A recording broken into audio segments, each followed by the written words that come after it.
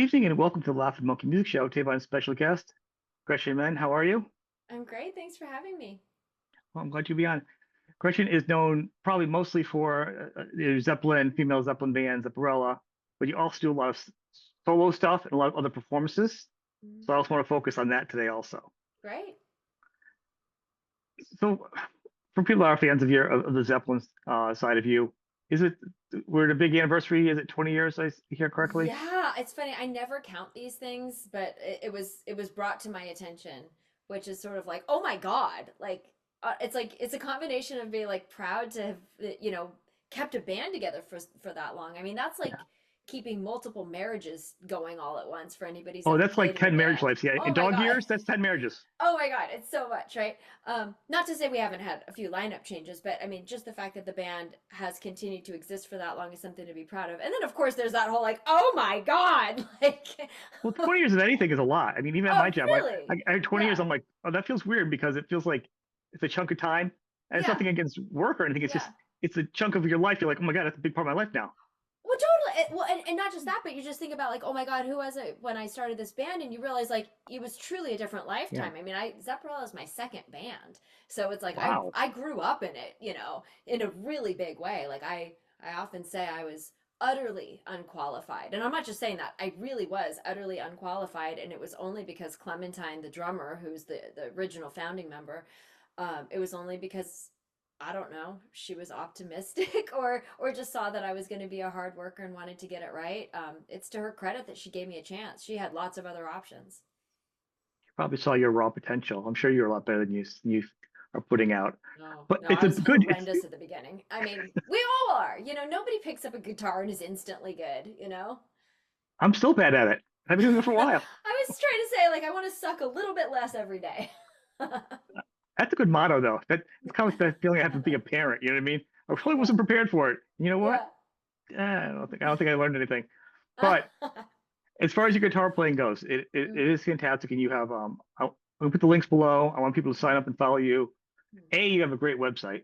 Oh, thank I you. think it's done well, it's a nice website. I like to throw that out there.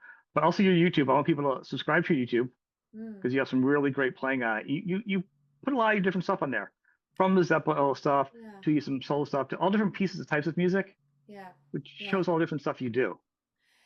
It's let's just say my stuff is uncurated in the sense that I never sat down and said, "What kind of channel am I going to do?" It's more like I just started this, a long time ago, and it was like, "Here's what I'm doing." So it's I'm certainly not somebody who's really savvy to the way those things work. It's just like I'm a guitar player and I upload videos sometimes, and it's reflective of what I'm doing, whether it's my own music or Zeppelin stuff or like a product demo. Because, and I will say that any of my product demos, I say no to more things than I say yes to. So everything that I put up is really only stuff that I fully believe in or that I think is really cool for whatever reason. I'm very appreciative people give me any of their time and attention, and I never want to abuse that or to take advantage in any way. So if I put a video up for any piece of gear, it's because it's something that I actually have and use and think is valuable.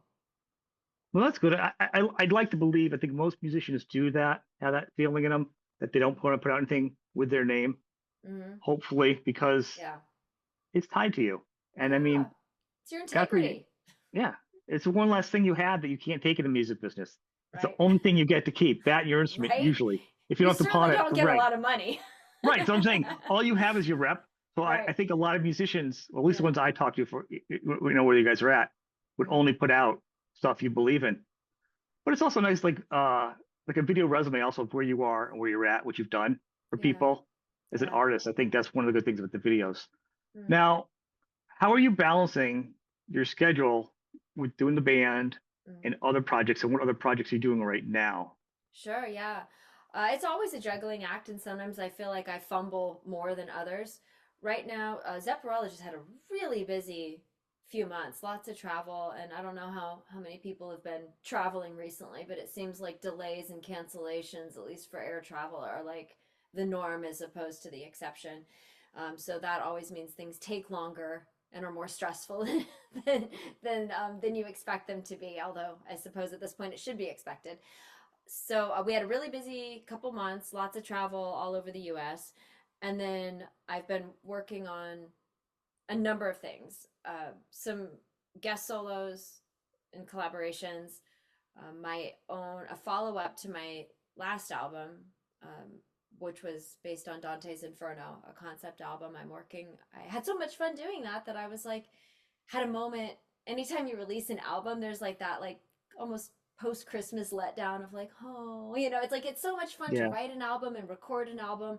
And honestly, I think releasing an album is by far the least fun part of it. It's like not only is there the paperwork with ASCAP and copyrights and uploading things and blah blah blah, Uh, but there's just sort of like it's not fun for me the way like writing an album and recording an album is. And so I was having this like wistful like how much I loved doing the album and what am I going to do now? And then I was like, wait a minute. Dante gave me two other books to, for the Divine Comedy. So I started working on Purgatory actually during the pandemic because I'm like, oh wow. well, feels like the right time to be working on this. So I've got the strings and woodwinds I included on this next one recorded. So just got to get my own part on there too. So working on. Now, so you're writing for all the parts, or are you Yeah, doing some? Because it seems you have some friends that come in. I And hire musicians, so I do write for each instrument. I'm currently actually also in school, so I'm getting an MFA in media composition and orchestration. So orchestration means like understanding the ranges of orchestral instruments, their mhm. capabilities, how they blend together, and all of that, which is really fun, really interesting. And boy, is it a deep rabbit hole of geekery you can go down if you like. And so, yeah, for me, writing for strings and woodwinds, I've done that quite a bit. And then you hire the best Right. musicians you can hire to come in and, do the best job they can. So, Well, some artists don't do that part. They just write the music for their stuff and then have mm, their other people come in and fill it in to sure. what they Yeah. think is best. Or they say, you know what, Mm, over here, and to guide them. yeah. You know, Yeah. it's better if you can steer your own ship for the artist, totally, because you can hold your vision better of the whole Yeah. sound. I think a lot of it just sort of depends. Like if you're somebody, I remember I saw Danny Elfman, a show of his. My good friend Neely plays guitar for him, Neely Brosh, and he was mentioning that his guitar player from Oingo Boingo does his orchestration. So sometimes you can have these incredible collaborations where you have a composer who also works with an orchestrator. Mhm. To me, I feel like the two are so intertwined that I can't imagine turning that over to somebody else. And not to say that I don't take feedback. Like if a violinist says, "Oh, this particular bowing pattern leads to this result that I think is going to be better," I'm like, tell me, and I'll mark it in my score so for next time I can do better. Or sometimes you know the right and the wrong. You can still hit certain notes that wouldn't make sense on paper that sound right. I Mm. mean, Eddie Van Halen was good for that kind of stuff. You're like, that doesn't make sense on paper, but it sounds fantastic. So having a little bit of a different background for you Mm-hmm. might lead you to happy little accidents, or you know what I'm saying, to not Mm-hmm. have so many walls Yeah, musically when you're sure. creating too. Sure, You know, sure. I mean, to me, the idea is always like uh, the pursuit of greater musical education is never to build higher walls, but to give you greater fluency and so that you can better understand what it is you're going for and hone in on it quicker with greater facility. one of the things with you is, like I said, I love the fact you classical and you metal, and then you said earlier you Zappa, Mm. and you've done so many things, so many different types of music. Do you feel it's hard to represent yourself? Like if you're gonna write an album, like you have a theme album, but you say like, which sound do you have? If you want to just do like what, you know what I'm saying? Like there's Right. some people have, What am I doing here? no, you know what I'm saying? And not that No, you have to. totally. It's interesting because every artist has their own journey for everything, every question they Mm, ask. So mm. these are just interesting Oh, how you totally. do it. No, There's no right or wrong. So to me, I'm like, no. so do you feel like you have a thing, or you just like, I don't know, I saw it in a cartoon once, so I decided to do it type of thing, or are you just like, this is my mantra. You know what I mean?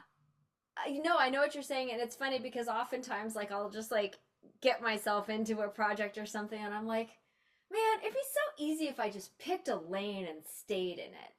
But then you realize, well, if I wanted to, I suppose I would have, if that was what my contribution was Right. musically. What I mean, contribution with air quotes, that sounds really pretentious. I don't mean to overstate what I think I'm doing, but I think maybe our greatest a responsibility as any creative type is to try to figure out like what is honestly your own voice, and Hmm. sometimes that means like amassing the vocabulary you feel like you need.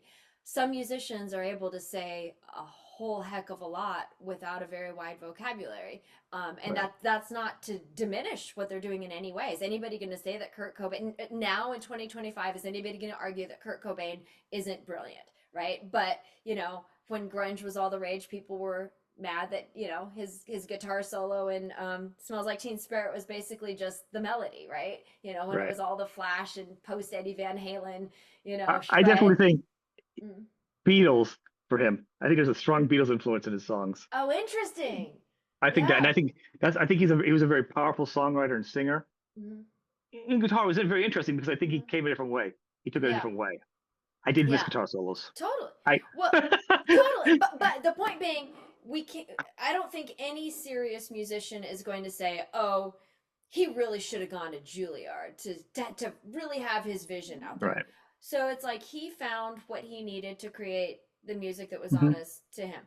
Somebody like Zappa, on the other hand, is listening to like doo-wop and like Edgar Varese and a whole heck of a lot of other stuff, and that's part of what gives him his much much more difficult to pin down sound, right? And You're he just went to the listening. library to learn. What's that? And he just went to the library to learn a lot of his stuff, Yeah, just yeah, reading books. yeah. I mean, immersing himself, right? But Yeah. you listen to something like, uh, Joe's Garage versus Yellow Shark, and you're like, this is the same guy, really? Right. It's like, okay, yeah, he needed to amass the vocabulary to say what he wanted to say. He had a lot to say in different musical areas. And so I think because a lot of what I've been drawn to now, I love Nirvana, I love Zappa, um, but I think because of the diversity of my own interests, I've been curious to try to understand what I love about different types of music, and that's Mhm. caused me to just be this eternal student. And I guess my music's kind of reflective of whatever it is I'm working on. Do you think that you have, thank you for that answer. Do you think you have a guitar sound or do you think you're chasing a sound? It's always a question, like a guitar tone, are you chasing a tone? It's always the prickly question. Well, that and tube No, or module, but usually right? if you're No. chasing a tone, like, do you feel you have a Mm. sound or you use your guitar like a paintbrush to each Oh painting? no, I know what you're saying. It's a really good question. I love your questions, by the way. Um, I think in any given context, the sound is always important, but I don't say I certainly don't think I don't strive to have like a sound. I strive to Hmm. have the right sound for any given situation, and I guess whatever sound I select is reflective of my tastes, right? Um, but something that I do that's on the heavier side is obviously going to have a totally different sound than something for like solo clean guitar too.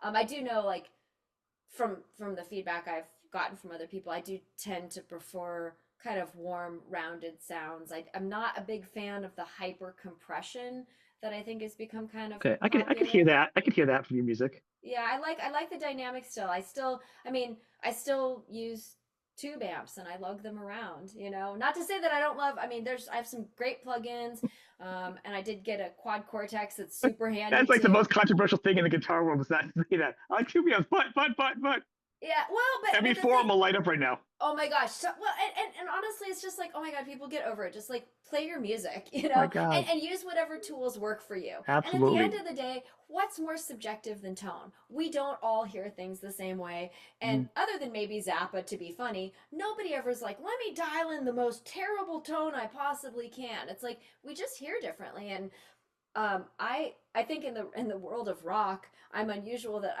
I've worn earplugs literally every rehearsal and every show of my life, with the exception of when I played with the Utah Symphony. But anytime there's even acoustic stuff, if there's gonna possibly be feedback on stage, I wear earplugs, and so that puts me in a different perceptual um, zone as somebody who's been smashing on drums without earplugs for their entire career. We're gonna hear things differently, you know. I like that. I like that a lot because I couldn't put a thing. That's one of the things I enjoy about your music that you don't have a Mm, certain sound, and mm, that is a good answer. And mm. you are right about Zappa in that awful town. I can, Just to be like, actually, I can tell you a quick story. Is dude. so Yeah. Dweezil Zappa said he was in the studio and when his dad was doing Drowning Witch, and you always got the Mm, awful in tune mm, pitchy thing there in that mm-hmm. song. He calls him down there and he said, he goes, my dad played this for me. He goes, listen to this. He goes, and they're playing, you know how awful that sound is, the tone.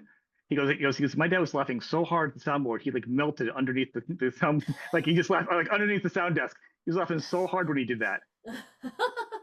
So there was like, yeah. So Sometimes that's it's that. fun to do. I mean, that's the age old Zappa question: does humor belong in music? It's like ask Joseph Haydn if it did. Absolutely, it does. I mean, if it's a human, it's if it's part of the human experience, of course it belongs in music. If you want it Right. to, anything can. Are you working on projects beyond, like, say, so you're working on this was from your second piece, Mm. whatever? Are you doing more other side? Are you get your hands on like a lot of things at once? Yeah, I'm always joking. So okay, I just turned in a guest solo for I don't know if you know the channel Make Weird Music, Anthony Hmm, Garon. I've done a couple guest solos for him, so I just turned that in. I'm doing something that I don't think I can talk about yet. it's okay. And another thing I have coming up, another, guest solos here and there for sure. Okay. And then I found out that so in last year, I got to play a five movement guitar concerto written by Stephen Mackey, who's one of my heroes. I don't know if you know Stephen Mackey, but you might love him, especially if you're a Zappa fan. He's a guitar player, but he's a professor of composition at Princeton, and he's written things for that. It's like electric guitar with string quartet, and he did it with the Cronus quartet. It's called Physical Property. I always Oh, then it send sounds like people I there would like it then. first. I like when you go this, when you go here Yes. and you go, well, let's do it this way, backwards. There's just when you Oh do it yeah, different. he's a brilliant composer, the coolest guy, a really cool, quirky, interesting guitar player. But I feel like at this point he's known for being a composer. So, but the point is that he's brought electric guitar into like serious composed music for longer than I've been playing guitar. And I met him over the pandemic as part of a collaboration that I was invited into. And he'd mentioned at one point, he's like, I want to write a guitar concerto for you. And I was like, well, yeah. I mean, of all the things that musicians hear, like, there are many things that sound like they're never going to happen. And that sounded like something that was never really going to happen. And next thing I know, it happened. And so I got to perform it with the Utah Symphony. And I just found out it's getting reprogrammed next year. So it's five movements. It's a combination of classical guitar and electric with all sorts of crazy stuff, some of which I've done before, but a lot of which I haven't. Like the first movement, it's five movements, so it's a lot of music. First movement is on classical guitar, beautiful. Second movement, it's all with this dotted eighth note delay. And what's crazy Mm. about it is it's a beautiful, beautiful movement, and fun for me. If you've never played with a dotted eighth note delay where it's like one repeat at 100% like mix so that it's just as loud as the attack. Initially, you're like, oh my god! It's like when you try to talk on like Zoom and you get an echo of your voice, and it's like, Yeah, oh my some god, kind I of can't talk latency. Yeah. normally. Yeah, but once you get used to playing with it, it starts working like a metronome. So Okay.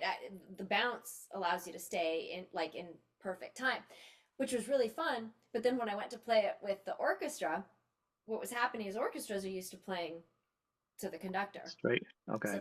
So I was having to stay with the delay pedal, and the conductor was having to take my time and then give that to the orchestra. So getting the Oh wow. timing of that just right was a little bit difficult.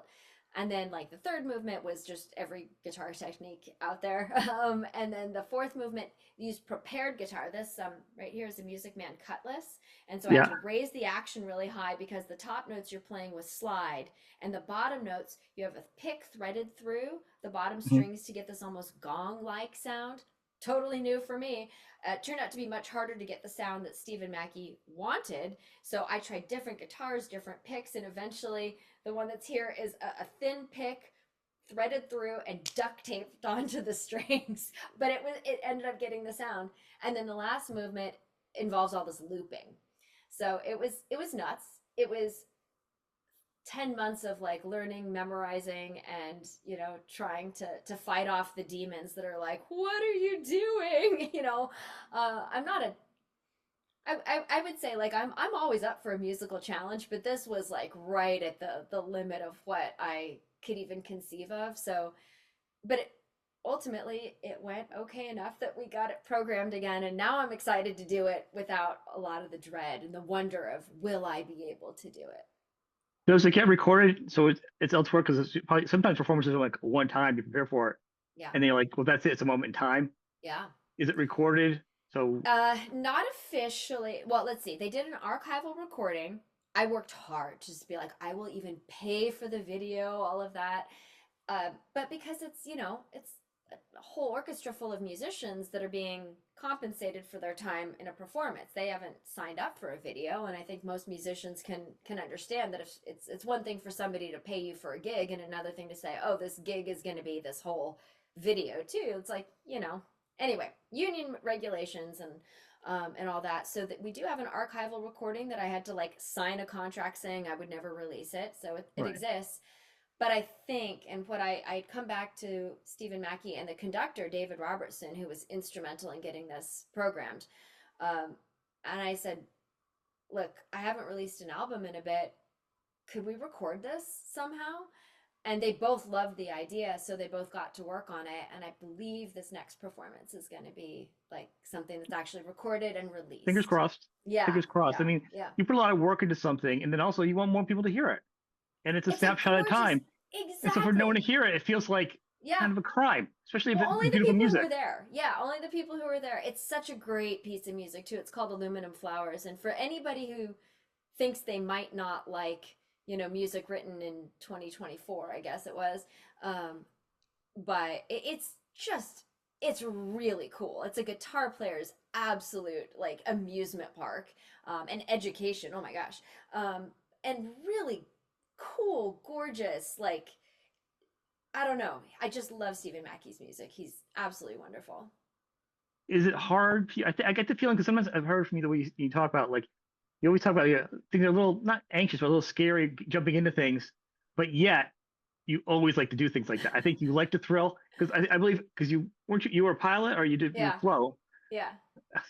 My daughter's learning that right now. Really? Talk about giving me anxiety. Yeah.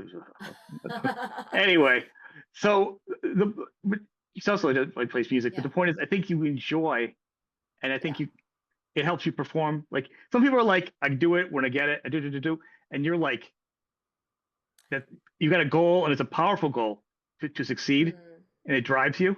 mm, And I mean it as a compliment, like you're very task driven with a yeah. big thing, even though it could be Oh, scary. You know what I mean? well, it's true. And Big sometimes risk, you big have reward. and sometimes you have to learn your own limits though too. I mean, Well, when the you're point flying, was yes. sure, yeah. Well, and also in terms of what makes you feel excited to do stuff and what Hmm. makes you feel dread.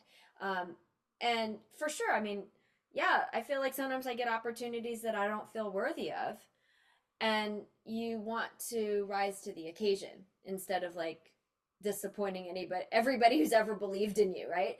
And so you recognize that as a big responsibility, and sometimes people really underestimate how much work goes into certain things, right? They'll be like, oh, it's just a solo, just take a solo, and you're like, yeah, it's a 80 hours solo. in. Well, it'll be like, I taught at a Paul Gilbert camp, and it was like each night I'm jamming with the other instructors, but it's like the order of solos is like Greg Howe, me, Andy Timmons, and it's like, oh God, and so I'm trying to do my homework to internalize like a Yep. language that a lot of these guys all share in terms of like having kind of grown up musically around the same time and really understanding sort of the musical dialect of a time that for me I'm like I better get my Hendrix on because that's not what I mean obviously who like we all have to give major props to one of the most important figures in guitar, but that doesn't mean that that's what got you into music if Right. you just came up at a different time. So You can be inspired by somebody, but not actually sound like them. You go, who's big right, influence? You name it, and you're totally, like, I don't hear that you're playing. You're like, you don't have to. That's yeah, what inspired me. right, There's already a Jimmy Page. I don't need to sound like him. Obviously, yeah, there's examples right, of that. But when it comes to doing your own original music, mm-hmm. that's very special. We don't need copycats. You don't need 15 Right, versions of when Van Halen came out. Everybody wanted to sound like Eddie. We already have right. Eddie. Let's do something Right. different. You know? Exactly. Exactly. I mean, let's learn from our heroes, but let's try to come up with something that's unique to ourselves. I and what I was saying is so like when you feel like you're going for that, and you said it earlier when you feel like the album's done, and I always feel like that's like an important lesson is like from anything small, like watching a great series when it ends, you're sad. When you're learning something in work and you get to this end of a project, it's always the journey. And Mm-hmm. it's sometimes as an adult now, I'm like, oh, take a minute and breathe and enjoy the journey part that you're in. Right. That's the key to happiness on some level sometimes. Yeah. Like that's one of the secrets because like when you get to the end and you're in the middle of something so great, Mm-hmm. you can't go back. You can't recreate great. It Yeah. happens. So it seems like with you like taking on these projects, you do these things, you're like, oh, angsty little things I haven't done before. But Yeah. that's part of the journey. And you like to put yourself in a position Yeah. where you're taking these journeys as an artist. Totally. No, a really great observation, and it's absolutely right. If you don't love the journey, you're gonna why do it, right? Because most of music is the journey. It's very rare to be like, okay, here's that album, and even then, I'm sure there are musicians like this who exist, but I feel like more musicians I know are like me, which is like you put something out there and then it's like you just run away from it and on to the next thing. And that's Mhm. why a lot of times, when musicians have had long and seasoned careers and people are still asking them about their first album, they're like, "Oh my god, can we please talk?" Because I think it's it looking back creatively, it you can't appreciate it the way you could in the moment when you were creating it, right? Because anything we do, hopefully, if we have integrity, is the truest and best we can offer as the musician we are in that moment.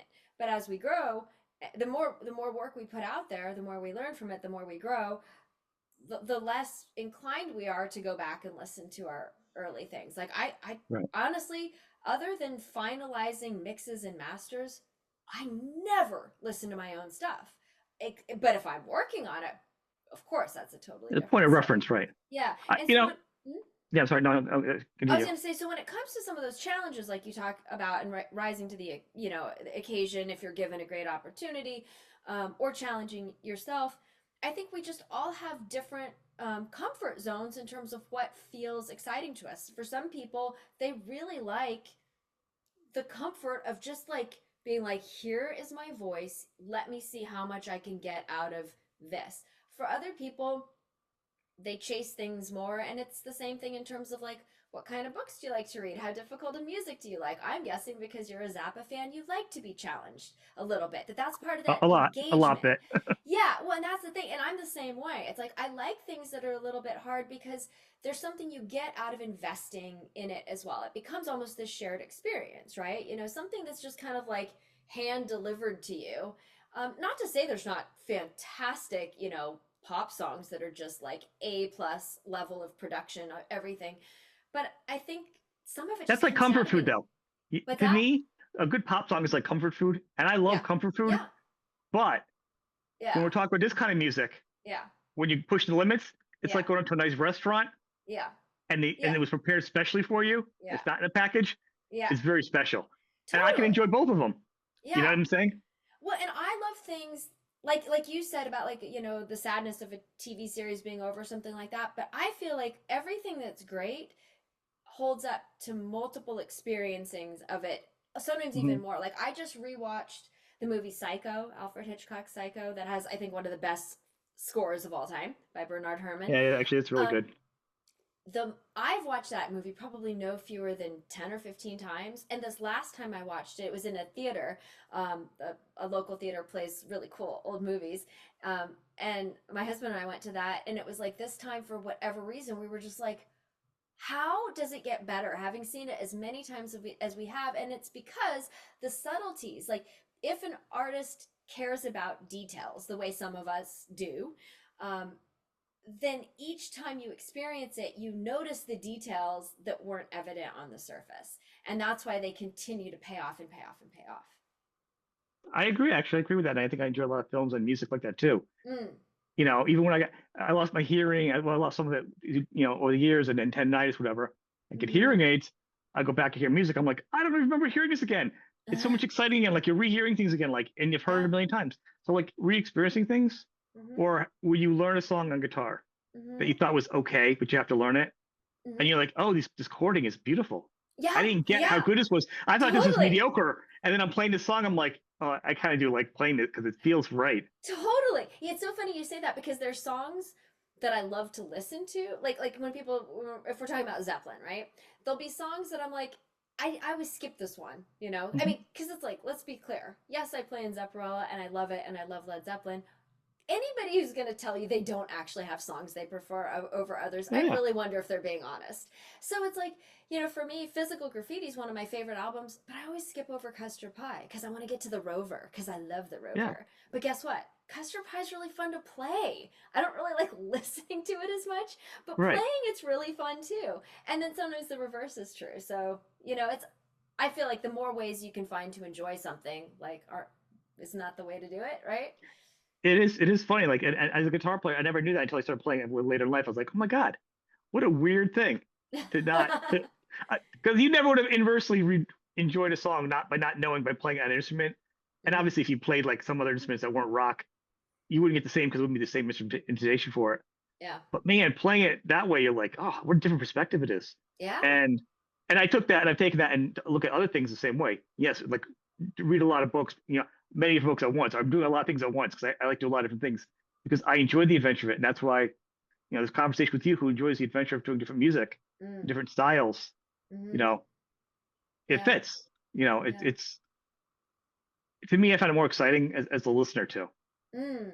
Mm. You know, Well, and you know one of my heroes. I don't know if you listen to much like Steve Morrison, Dixie Dregs, and stuff like that. But hmm Steve was one of my earliest and most enduring heroes. And one of the things I always loved on his instrumental albums is it was never well two things. One, it was never just sort of essentially the bassist and drummer being relegated to being live backing track. There's always like interesting parts and dialogue within the instruments. And two, even if the albums would probably be filed on rock playlists and stuff like that, they're always so diverse. Like there's always oh like yeah, some sort of bluegrass tune, there's always something kind of classical. Like it's you see it comes from somebody who has a really large musical vocabulary and wide tastes in music, and that just made it more interesting for me. I think it's funny because that's one of the bands that most musicians like, Mm, but a lot of casual music listeners yeah. don't listen to as much because they Yeah. don't get it. You know what I'm saying? It is a Yeah. special thing, and I think Yeah. more people should because he's great and the band is good. But it's just funny because it's only musicians talk about it more than other people. You know? Yeah, yeah. Well, and I guess that's why it's the same reason why, you have to be kind of a literature geek to want to read like, Proust or James Joyce or, Right. I met a fellow Shakespeare fan the other day and I was like, what? Like for real? Like, and you're not like working as a college professor. We ended up just like discussing our favorite Shakespeare plays. But it's like, um, I get it. Something can be just because something is a little bit obscure doesn't mean it's any less fantastic artistically. So It can be sometimes, better. yeah. It can be better. Hmm. Yeah, and I was saying earlier, like with an artist in the first albums, one of the things I always do, and I'll learn very quickly is to always avoid that in some level, unless it goes back to talk about a song, say a song you wrote in your first album, how it Hmm. plays back to now, unless it's really Hmm. relevant to the conversation. Yeah. To me, because if you're asking an artist, you have them in front of you. I have you in front of me right now. We're talking about right Mm. now. Mm. So the relevancy of who you are is a snapshot now. Mm. So to have you reminisce is like I don't know, an old time show. It's a waste of time to have a creative person in front of you and ask them to relive something for you that's probably on a million other interviews the past 30 years. Oh my God. Can you Then just do then every interview? well, I mean that's No, it's great. I feel like artists wish that people would approach it that way, mostly just because it's like, how many times have I answered the question of how Zepparella got together? And ultimately, does anybody actually care? It's sort I of like, really don't. how I do really don't. bands get together? And not to say that I won't answer questions. I always, I can't think of any time that I flat out said I'm not going to answer that question, unless it was something like I can't talk about this collaboration I'm doing yet just because I'm not in the position to be the Oh, one to I announce understand. it, We both have secrets in our relationship. I get it. We're both gonna have secrets. Right, right. No, but I love that, and I feel like conversations, interviews always end up more interesting with your approach. Yes, and that's probably what upsets a lot of people to listen because I have a conversation and they're like, "Stop it! I don't care about your opinion. I'm not." You're kind of a voyeuristic conversation where I'm Yeah, engaging into who you are yeah, and what's about you and and hearing who you are is way more interesting than hearing a past thing. You know what I mean? You can yeah, watch something again and again, and it's better for the artist too because when you talk to somebody, it's a gift. Like you're giving me a gift of your time today, I mean, of course, there's the other outside business things. Oh, help promote this and doesn't that, and it's like I don't do the show for money, and you just Mm. the thing really comes about is just you're sharing a time of gift and of common things. There's usually a rewarding conversation, and then when other things come from it, that's great. Yeah, But if yeah. you can enjoy the core of it, it doesn't feel like you're doing this an interview. Like I had a cool chat today. It's kind of fun. Well, but you're really good though also at you have interesting questions and observations that also then allow us to kind of not just be checking things off a list, but kind of, that freedom. But that requires a level just of you being good at what you're doing too. You know what I mean? It's like in order to have that kind of it's like for somebody to be a great improviser, they have to have a lot of chops, right? Arguably so. I think for my superhero strength is autism. So my trains was music growing up. Yeah. So Really? music has always been there for me. Yeah. So to Yeah. me, it's a language I speak. Mm. And even started music later on in life because I was into other stuff and other things. Playing guitar rather late in life, not music. But Mm. it's always been not my thing. But to me, what's the most interesting part is to share, not like, why was this first song done? If it comes out in conversation, that's great because some artists have a way Mm. of speaking. That's what they want to do. Everyone has their own way. Mm-hmm. But my favorite time to talk to a lot of artists, and it's usually guitarists, like a lot of guitarists you've worked with, I probably, Mm-hmm. you know, Hal, yeah, Andy, I know Pirelli, you're friends with, she's been on. Like I've had a lot Oh of yeah.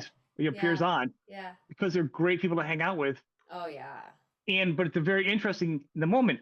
People get mad. They go, "Well, that artist says it's their best album to date." Of course it is. They want to do their best every time, and they feel it because that's behind them. Right. Why would you not want to be like, "This is the best I've done"?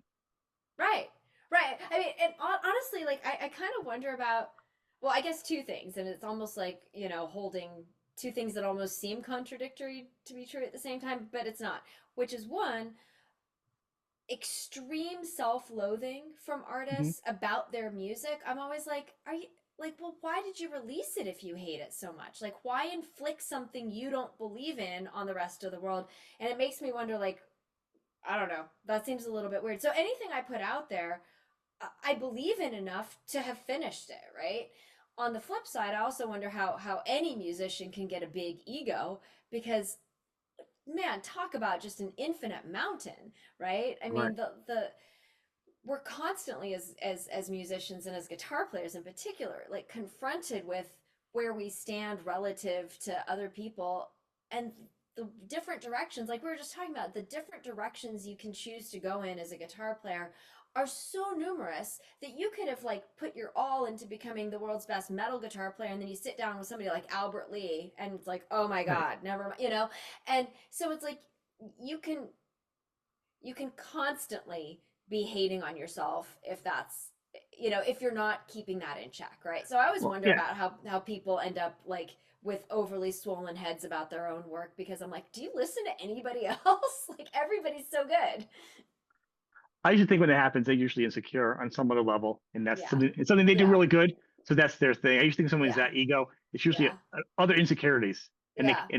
and everyone goes, "Ah, you're great," but Yeah. you've been in the business long enough, and you've met enough people, and I've talked to hundreds of artists, and the ones that are around the most, 95% of them are really good. I'm not talking about the catty stuff behind the scenes because I hear that too. Sure. I'm talking about the general gratefulness, less ego, up and down moments like everybody else. Yeah. That's why you still survive in the music industry all those years. You know what I Mm. mean? Yeah, good There's point. Good less point. of those egos. There's a handful of them, and you know what? Everyone knows a handful of them, Everybody.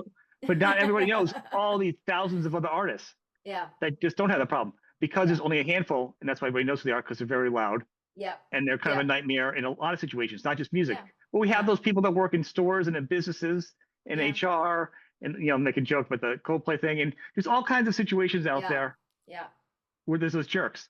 Yeah. You know, but like you said, I think if you're an artist, you got to go back and forth on yourself. There's going to be an insecurity, but every musician's so different, and this is so exciting. Like I love to ask, do you play guitar every day, or only when you have to? At this point, Oh, no, I want to bet okay. every day with you. I'm definitely more of that, but I will say that there are, I mean, maybe if it's like a really long travel day, I won't, like for a tour or something, like I'll have a Right. day off. Certainly, right after I finished doing the concerto for the first time, I had an 11-hour drive back from Salt Lake City. I did not play guitar that day. I'll have days off, but I'm definitely a But daily yeah, player. I'm not saying immediately Yeah, every second, but I'm saying like you generally play it all yeah, together because there are yeah, some artists, a lot of artists mm, that don't, and they're fantastic artists, and I'll talk to them, yeah, and I don't yeah, want to be name dropping it, but I'll be like, yeah. and they'll say, "I've got a tour, I got to relearn myself. I don't even calculate my fingers. I haven't picked up since the last tour," Oh and my they're God. brilliant guitar players. Yeah, And I'm like, yeah, "Are you kidding me?" yeah, And they're like, "Yeah, I got to relearn it now," and they're hard stuff. yeah, yeah. Well, I'm relearning some of my stuff too, but a lot of times for me that becomes like just how much can you keep current at any given time. So like this concerto, I'm relearning that, but it's coming back very quickly because I learned it so deeply the first time. I'm doing some shows with my original trio, and so I'm having to kind of get my own stuff back under my fingers. It's funny how nobody really kicks our butts like we do for ourselves. Well, if you want to Um, survive, you need to. The lazy yeah, ones don't make it. And yeah. look at your education and who you are. And it's great because some people have no music education, some have other education, some have other.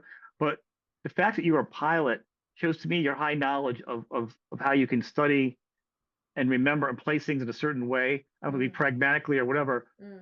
to make it work and flow for you. Because that's a hard thing to learn. And if you do Yeah. that, and when you all these musical projects, it's got to be some kind of consistency that the way you learn things. It Yeah, says a lot. it's interesting you say that because yeah, I mean like anything, I think learning is also a skill. Like the more you do it, the better you get at it, right? Like anything else. And I think for me, one, I have a genuine love of it. I come from a family of fellow nerdy people, and I think it's also a way that I manage some of the self-loathing that musicians and guitar players face. Is I kind of feel like, well, if at least I'm trying, that's something that counts for something. If I'm at least like I can sit here and hate on myself all day long, that doesn't get me anywhere. If I take that and I channel it into improving myself, then I can't then I at least have to give myself credit for trying, you know? And so that kind of helps me manage some of the more some of the psychological issues that can come up for guitar players. Oh, I think if somebody, you say you talk about like not disappointing somebody, you take a Mm, piece of music out and not disappoint them. I think if somebody offers you, they know who you are and they want mm, you to take a challenge. If you don't do it, mm, that's what they would be disappointed in you. Not if you failed. You failed and right. did it, or you didn't achieve that yet, they'd encourage you. I Yeah. think at this point in your career, people present you situations Mm, because they want to see where you're going to go with it because they're interested in mm, your take on it now. mm, And by not following through is letting it down. yeah. And if I were to feel bad about myself, I would just call one of my kids and they take care of that. Otherwise, I just could really feel good about myself. But I think there is a balance of how you got to feel kind of ups and downs, and you can't put yourself down too much. You can't put yourself up too Mm, much. mhm. Enjoy your successes, small, but move forward. Yeah. You know what I Yeah. mean? And Yeah. as an artist, if you don't, that's where you come in the low lane or the high lane. You know what I mean? Yeah. And that's Yeah. dangerous. That's a dangerous Yeah. zone. Yeah. Totally. No, you're absolutely right. And it's like, to me, like, um, self-loathing and arrogance are just two sides of the same coin of ego, right? Yeah. And the more you can kind of take yourself out of it, or I should say take your ego out of it and just really try to approach the work. At least that's been my goal, is to try to, as much as I can, try to take away self-doubt, but also not get all, I don't know, like not just try not to think about myself too much, and try to just do the best work I can do, and try not to worry too much about like how's this going to be received or whatever. And just really, there's a great quote from Pushkin that I might butcher, but it was in this book I read by Andrei Tarkovsky called Sculpting in Time. And I think it says, "You are a king, live alone, take a free road, and follow where your free mind leads you. Bring to perfection the fruits of well loved thoughts. Ask no rewards for noble deeds accomplished. Rewards are within you. Your supreme judge is yourself. Discriminating artist, does it please you?" And I remember reading that. I was in high school and just being like, oh, I think I need to remember this. And the idea of like, yeah, your supreme judge as an artist is yourself.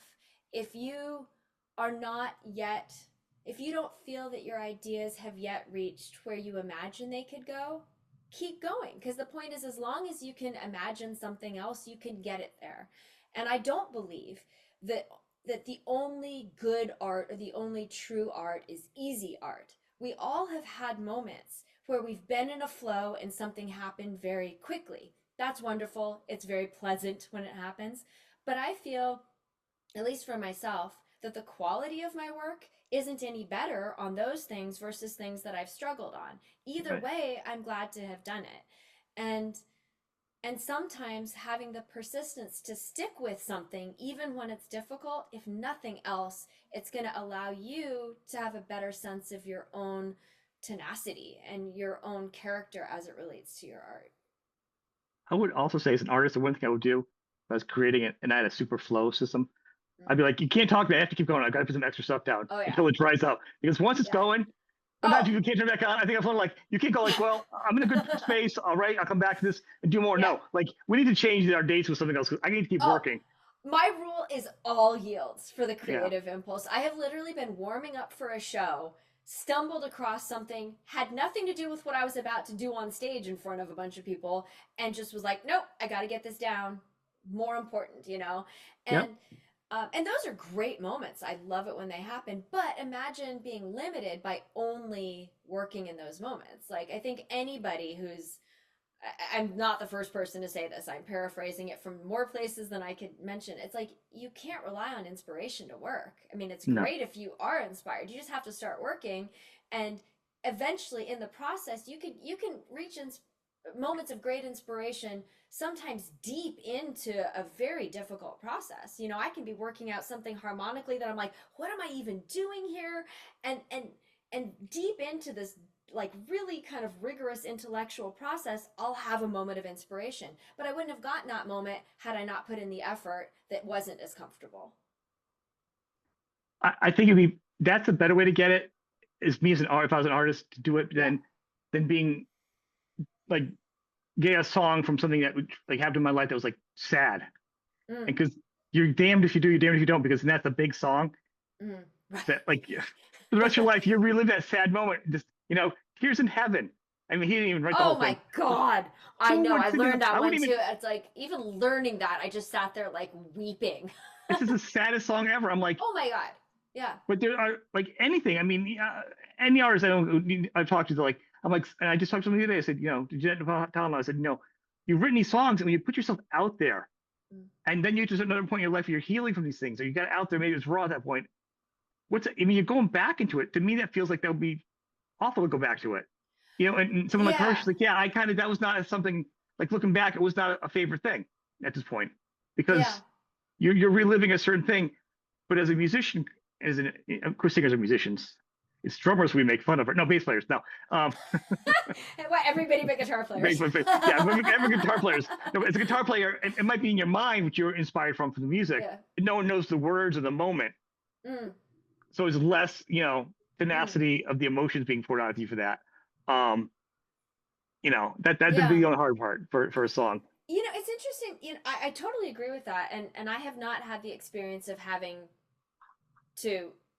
I mean, I can't imagine what Eric Clapton goes through if if he plays that song in regular rotation or what. I I will say that as somebody who is fortunate enough to generally wake up happy every morning, unless I have a reason to be unhappy, I'm gonna thank my dad for that. He has really ridiculous brain chemistry, but I find it. I've always found it really hard to work when I'm very, if I'm really going through something or if I'm sad. And it's because I don't have the coping mechanisms of somebody who maybe deals with, less less lucky brain chemistry than I inherited. But I will say I do have one experience that showed me that there could be another way to work, and it was while I was working on Abandon All Hope, my more recent album. My best friend was dying, and I remember I was composing the album, and it went from looking hopeful to looking not hopeful to like, okay, we only have a little bit of time left. And for anybody, I feel like you get to a certain point, everybody's experienced some sort of loss that's really really affected them. And and this was the first time that I was kind of mid working on a project when something like that happened. I mean, not even something like that. Losing your best friend is not something that I hope most people have to deal with anytime soon.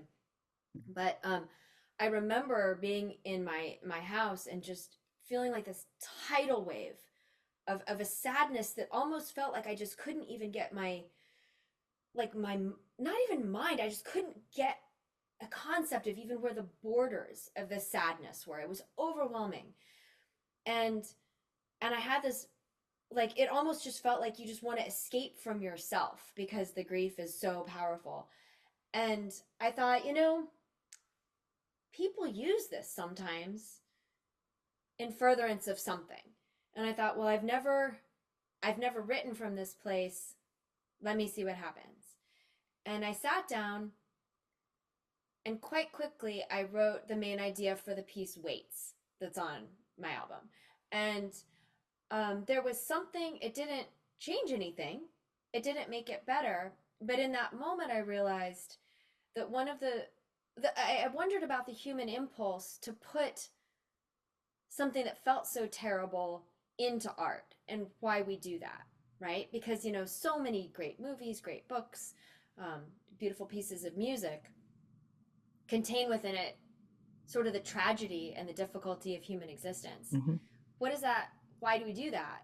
And you realize that in a way there's something that almost like transforms something that feels horrendous. If you can turn it into something that's sort of beautiful, it feels like it gives it meaning somehow. Well, I That think you it's, honor it in some way too. yeah, yeah. And so while I didn't enjoy writing Weights, I'm really glad I did. Well, I think it's a way of expressing yourself when you write. I mean, if you're a musician and you don't put that into your music, maybe Mm-hmm. you're cutting yourself off Mm-hmm. from that being your release is how you Right, speak, because guitar is right, how you speak. Some right, people speak and they'll talk to their friends about them bad 8 hours a night for 5 months, but the same mm-hmm. thing, circling the, you know, Right, right. but the same thing, and that's how they get it out. Whereas maybe an artist can sit down Mm-hmm. and write a song with no Mm-hmm. words, Right, and but that's how they process get it it. out. Yeah. I think so. To me, it's sort of the same thing. And the end result is usually a piece of music or art or film or media is usually a lot prettier because Mm-hmm. you Mm-hmm. with an art you do have an end point. Yeah, It's yeah. not just a open-ended discussion where you're just Right. putting it out there. So you're working towards a resolution, Mm-hmm. and I think you're encapsulating your emotions maybe faster to come to some kind of point, at least in that statement. Right. And it allows you to sort of bring, hopefully your highest self towards processing something, that's difficult or tragic or heartbreaking or whatever. Now, granted, I don't, I don't have the luxury of performing Abandon All Hope. I would really like to, but that's something that would require a large budget because, it has a number of instruments and is Right. difficult enough music that would require a large amount of rehearsal. So I'm not independently wealthy, so I can't do that. But so I can speak to having been glad to have written something from that perspective, but I also don't have to go on stage every night and relive who I was when I wrote it. I can That imagine just that seems must be horrible to me. really difficult. Yeah.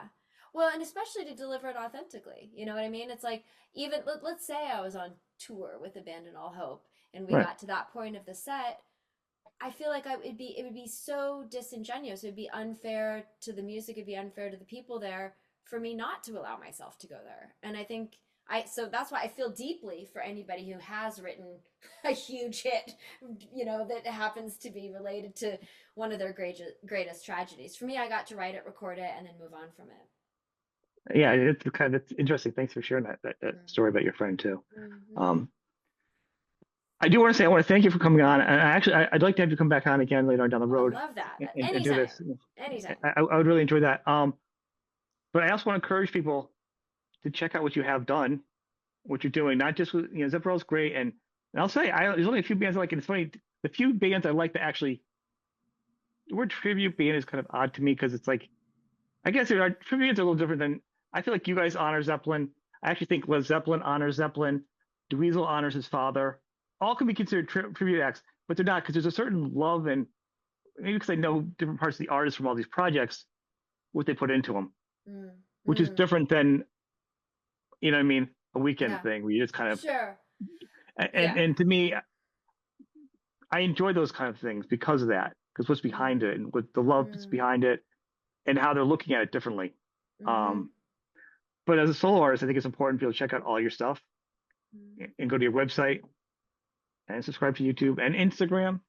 You know, you are in a lot of places.